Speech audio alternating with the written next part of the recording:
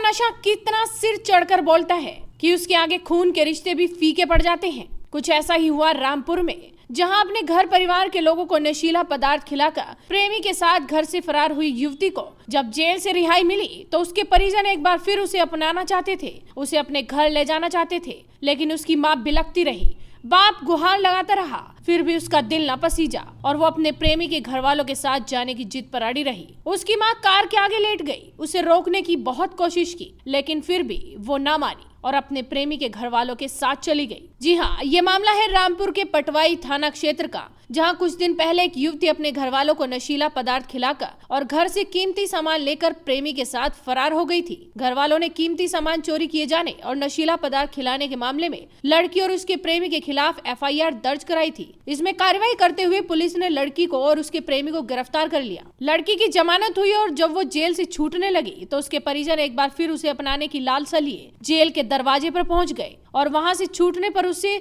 समझाने लगे और अपने साथ जाने की गुहार लगाने लगे, लेकिन उसका दिल नहीं पसीजा और वो अपने प्रेमी के घर वालों के साथ जाने की जिद पर अड़ गई। लड़की बालिग थी, इसीलिए पुलिस ने उसकी इच्छा के अनुसार उसके प्रेमी के घर वालों को सौंप दिया और कार के आगे रास्ता रोक रही उसकी मां को भी हटा दिया। हालांकि इस बारे में हमारे पत्रकार ने जब उस युवती से बात करने की कोशिश की तो उसने क्या कहा, आप सुनिए। लड़के के परिवार के साथ जा रही हैं आप अपनी मर्जी से? जी। कोई दबाव वगैरह तो नहीं किसी तरीके का?